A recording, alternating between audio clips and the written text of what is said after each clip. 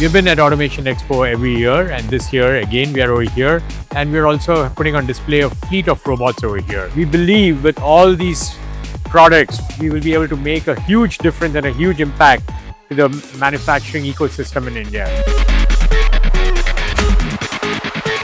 So here how Automation Expo, it will helping us to build the relation with buyers, and it's helping us to solve the problem in intralogistic industries.